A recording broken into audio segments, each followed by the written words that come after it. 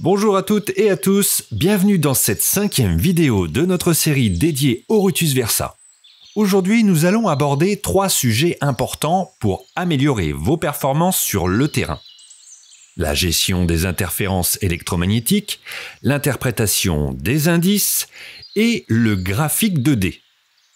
L'écran des interférences et le graphique 2D sont des innovations de Rutus et croyez-moi, ils sont incroyables. Ils permettent de faire la différence entre une journée riche en découvertes et une journée frustrante.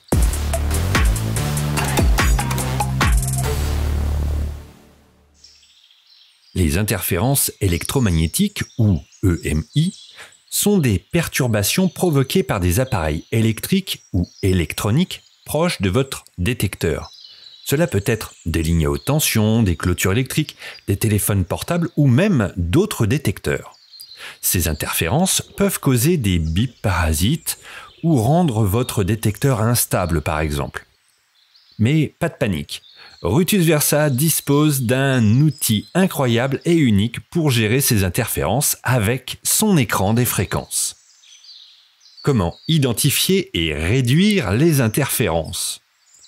Quand votre détecteur émet des faux signaux, c'est-à-dire qu'il bipe beaucoup sans qu'il y ait de cible ou sans bouger le détecteur, cela peut être dû à des perturbations électromagnétiques. Vous pouvez faire le test en allumant le détecteur dans votre maison. Il risque d'être très bruyant. Quand vous êtes en pleine nature, vous pensez parfois être loin de toute perturbation, mais ce n'est pas forcément le cas. Quand vous arrivez sur votre terrain de détection, je vous conseille de regarder votre écran des interférences en faisant un appui long sur le bouton des paramètres. Une fois dedans, vous verrez des barres qui indiquent les niveaux d'interférence. Les barres les plus élevées correspondent aux fréquences où les interférences sont les plus fortes. Sélectionnez une fréquence où les barres sont les plus basses. Si vous détectez en multifréquence, vous avez le choix entre 10 modes de multifréquence. Ce choix se fera uniquement par rapport aux interférences. Par exemple, il se peut que les multifréquences 1, 2 et 3 soient perturbées alors que les autres ne le sont pas. Choisissez alors un mode de multifréquence avec le moins d'interférences, c'est-à-dire la barre la plus petite possible. Peu importe le numéro de multifréquence que vous choisirez, cela ne changera rien à votre détection. C'est juste un léger décalage de fréquence pour éviter justement les interférences. Même si ce cas de figure est relativement rare, il se peut qu'en cas de forte perturbation, que tous les modes multifréquences soient perturbés. Dans ce cas, vous devrez choisir une monofréquence qui ne sera pas perturbée.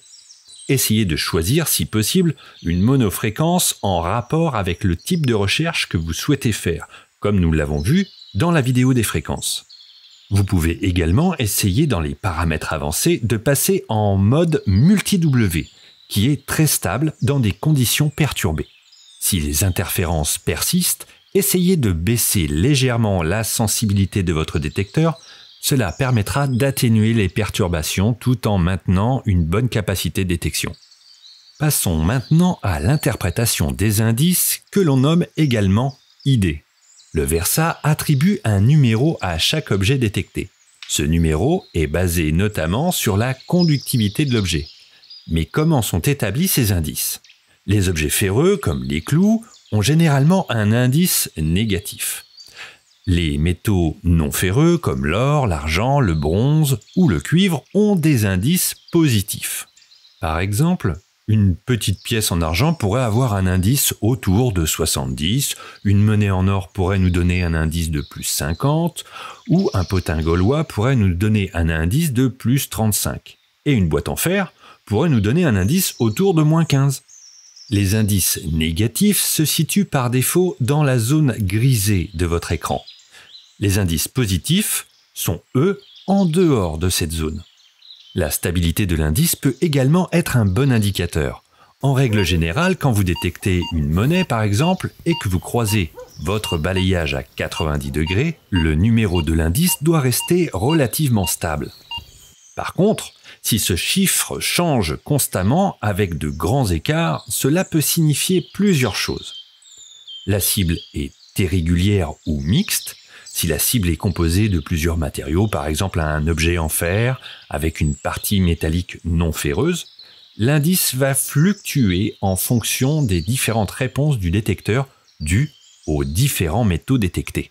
Une cible est trop profonde. Si la cible est située à la limite de détection, le signal devient plus faible et moins précis, ce qui peut provoquer des fluctuations de l'indice. Avec l'expérience, vous l'entendrez au son. Sinon, vous surélevez le disque d'une dizaine de centimètres, et si vous avez toujours un son, il s'agit certainement d'un gros déchet. Plus vous utiliserez votre détecteur et plus vous apprendrez à associer les indices aux objets détectés.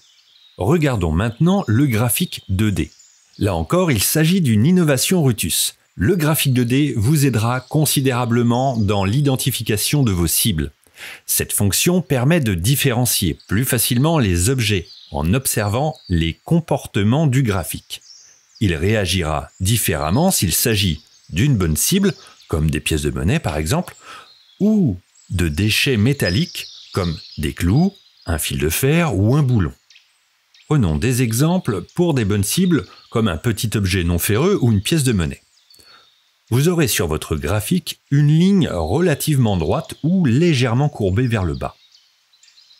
Pour les objets non ferreux profonds ou à côté de ferreux, vous pourrez avoir un graphique très courbé qui part près de la zone grisée sur votre écran, qui représente l'indice du fer, mais sans rentrer dans cette zone grisée.